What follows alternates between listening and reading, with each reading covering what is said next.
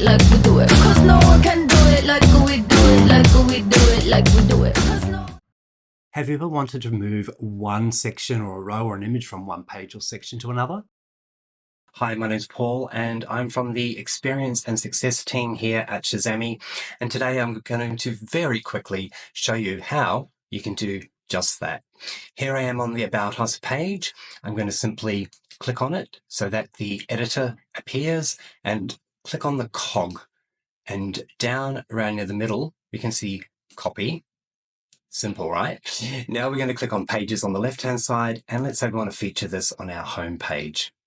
I can navigate to that. I can click in here, again, just clicking on any of the sections, and we're going to click on the cog and then paste.